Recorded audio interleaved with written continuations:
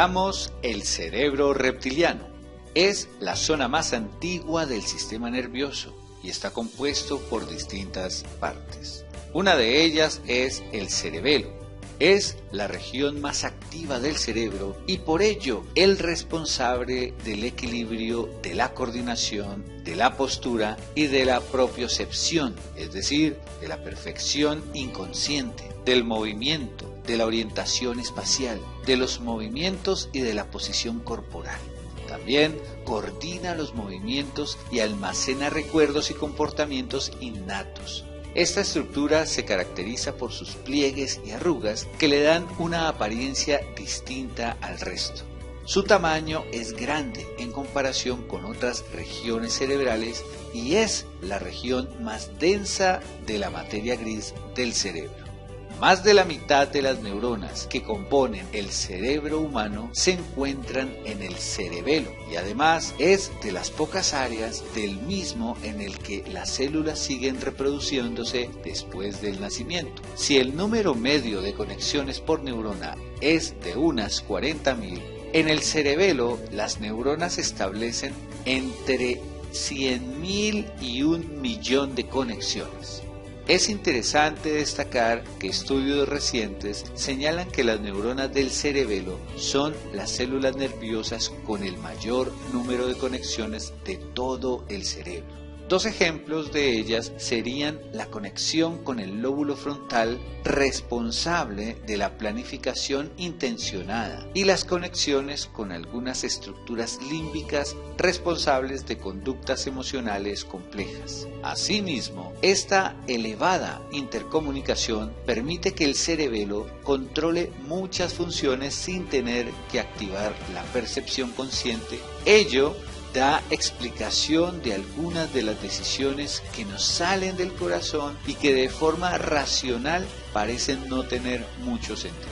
Esto sucede porque la información que procesamos a una velocidad consciente va a una velocidad más lenta que la que resolvemos a nivel inconsciente y por eso parece que tomamos la decisión con el corazón y no con la razón.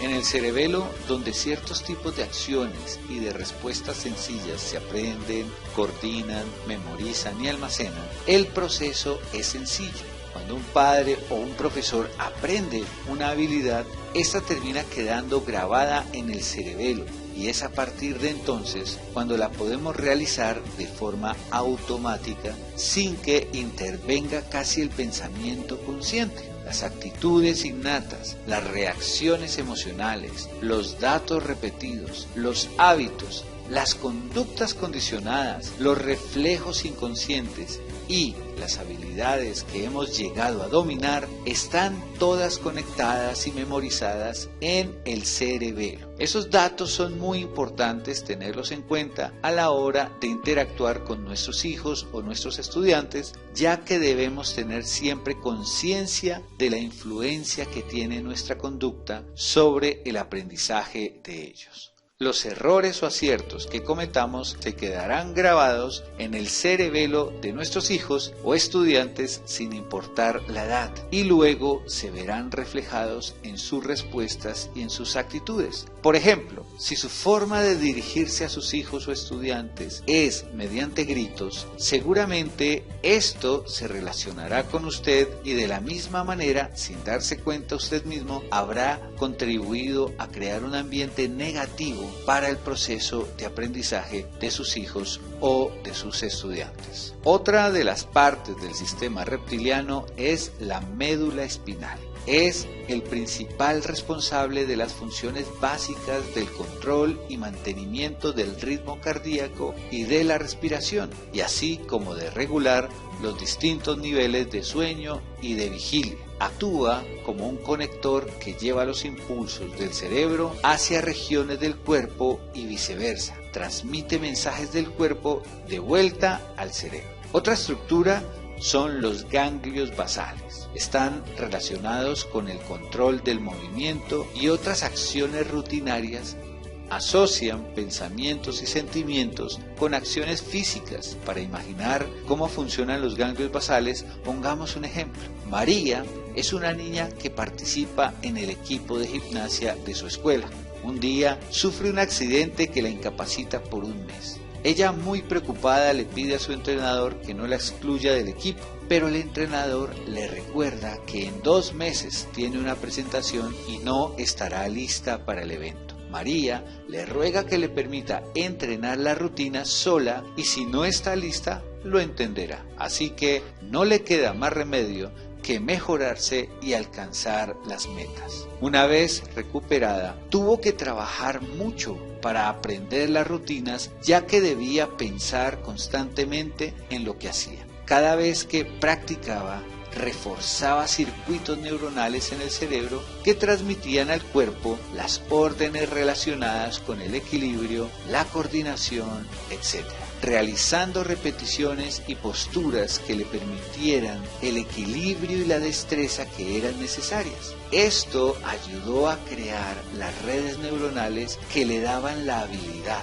y después de muchas repeticiones, estos circuitos neuronales se establecieron de manera fija y los movimientos de coordinación de piernas y brazos y los relacionados con el equilibrio se convirtieron en automáticos. Así, después de 20 días de entrenamiento acelerado y de gimnasia, María no solo logró tener una buena presentación para su escuela, sino que además disfrutó mucho de su aprendizaje.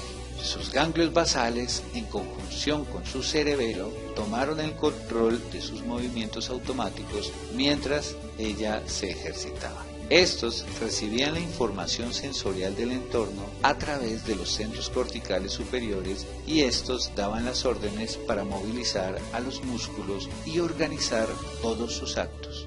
Sus ganglios basales asociaban sus pensamientos y sensaciones con sus acciones físicas, facilitando sus movimientos motores finos e impedían que su cuerpo realizara movimientos aleatorios e involuntarios. Además de este papel, también le permitieron controlar sus impulsos y ansiedad, colaborando en los sentimientos de placer. Conocer y tener en cuenta cómo funcionan nuestros ganglios basales tiene una aplicación importante en los padres y profesores a la hora de orientar, de formar y coordinar con sus hijos y o estudiantes, especialmente si son nuevos realizando una tarea o en la escuela con nuevos estudiantes, porque aprenden las tareas rutinarias asociadas a las emociones. Los ganglios basales actúan de forma parecida a una caja de fusibles. Cuando se les somete a demasiada presión, se desconecta el circuito principal del cuerpo y se produce un apagón momentáneo, es decir, colapsa la capacidad de reacción de cualquier persona. Estas situaciones se pueden dar, por ejemplo, cuando los padres o docentes se ven atrapados con muchas tareas a realizar y no logran poner orden de prioridades a la ejecución de las mismas. Por ejemplo, cuando cualquiera de nuestros hijos o estudiantes grita a sus padres o profesores, los asusta por la inesperada reacción.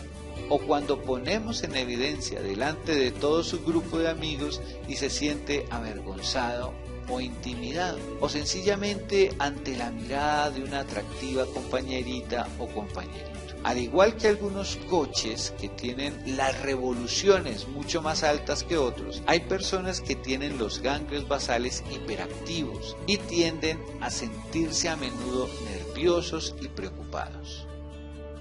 Examinan continuamente su entorno sin una causa justificada para anticipar posibles riesgos y prepararse para un hipotético peligro. En estas ocasiones lo que está sucediendo es que sus ganglios basales actúan en un nivel de actividad más alto, aunque no lo bastante para desconectar el circuito principal y colapsarse. En consecuencia, las personas que presentan estas capacidades se angustian ante la más mínima situación de estrés en su vida. Otra aplicación del funcionamiento de los ganglios basales nos permite entender a las personas emprendedoras, según nos sugieren las más recientes exploraciones funcionales del cerebro. Ganglios basales de las mismas funcionan a una velocidad más alta que en el resto. Este incremento de actividad provoca la transformación de pensamientos y emociones en acciones inmediatas, que de no producirse esta liberación de energía, produciría una sobrecarga de sus ganglios basales. La capacidad extraordinaria del emprendedor consiste precisamente en esa canalización de energía hacia un fin productivo, mientras que en el resto de las personas surge una reacción nerviosa.